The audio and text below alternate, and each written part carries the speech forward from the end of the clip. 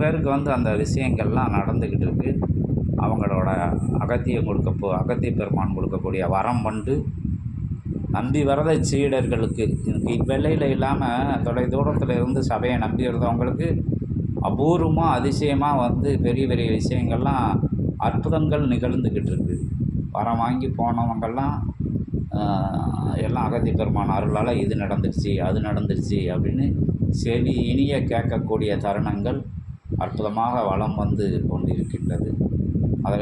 அத்தகைய நிலைகளை வழங்கிய உடனுக்குடனாக அந்த விஷயங்கள் அவங்க கேட்ட விஷயங்கள் எல்லாமே உடனுக்குடனாக நடந்துக்கிட்டு இருக்குது. அப்படிங்கிறத சொல்லி அவங்களே ரொம்ப ஆச்சரியப்படக்கூடிய நிலை இப்போது தற்சமயம் ரொம்ப வேகமாக அது நிகழ்ந்துக்கிட்டு வருது.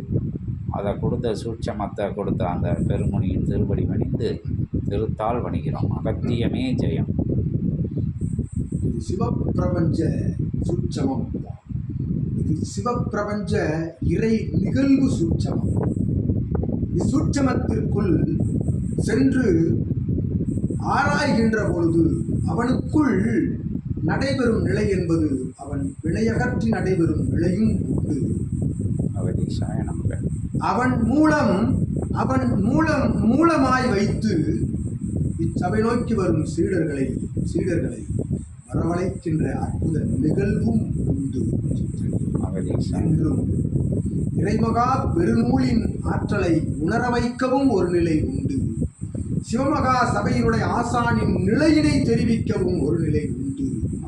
சிவமகா வாழை சித்தனுடைய சீடனாய் திகழ்ந்தால், நற்சீடனாய் தொடர்ச்சியாக நற்பயணம் மேற்கொண்டால் என் நிலை தவழும் என் நிலை கிடைக்கும் என்று ஆதி இறைநூல் தாங்கிய சீடனுடைய நிலைப்பாட்டினை தெரிவிக்கும் நிலையும் ஒன்று என்று அகத்தியன் யாம் நிலைதனை விவரித்து ஒன்று ஒன்றாய் சித்தர்கள் செய்து கொண்டிருக்கின்றார்கள். அதுவே அவரவர்கள் கேட்கின்ற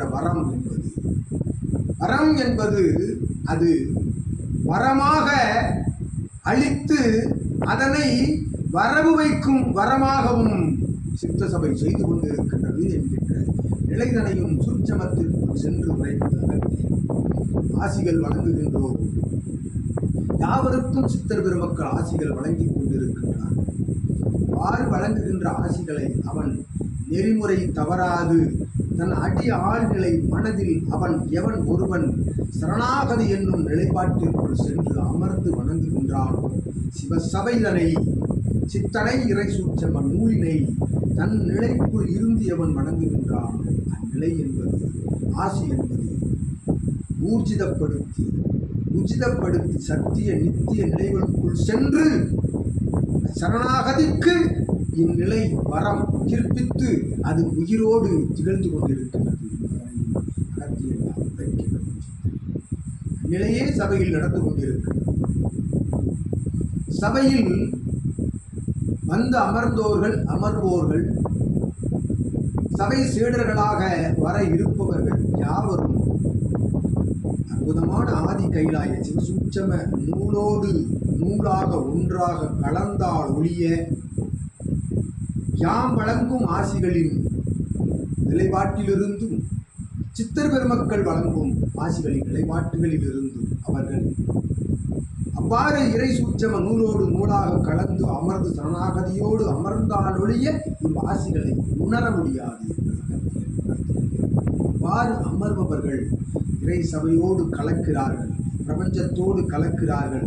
சபை காட்டும் அருள் கரங்களுக்குள் அருள் கர வளைவுகளுக்குள் அவர்கள் உள் செலுத்தப்பட்டு அமிழ்த்தப்பட்டு அவர்கள் அக்கர வளைவுகளுக்குள் இருந்து வெளிச்செல்ல முயன்றாலும் அக்கர வளைவுகள் விடாது என்று அகத்தியா நல்ல ஆசிகளும் அதன் நிலையையும் உணர்த்தி அகத்திய ஜெகதீசாய நமக அகதீசாய நமக. பேராற்றலை ஓட்டி பெரும் கருணை வடிவமே ஓற்றி அகத்தியமே ஓற்றி ஜெகத்தியமே ஓற்றி. இங்கே எல்லா இதுக்கும் அந்த சபையோட வளர்ச்சிக்கு எல்லா விஷயங்களும் சொல்லப்படுது.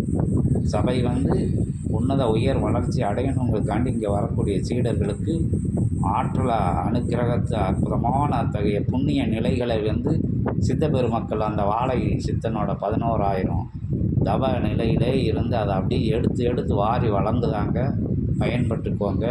உங்கள் வினைகளை அதன் மூலமாக இது பண்ணி சித்தர்கள் வந்து அனுகிரகம் கொடுக்கறதுக்காண்டி அளவே இல்லாமல் வாரி வழங்குறாங்க, பயன்படுத்திக்கோங்க அப்படிங்கிற அருள்மொழியும் அகத்திய பெருமான் உரைக்க நாங்களும் அதை உரைச்சி அதை அதை புரிஞ்சவங்க உடனே கப்புன்னு பற்றிக்கிடுதாங்க.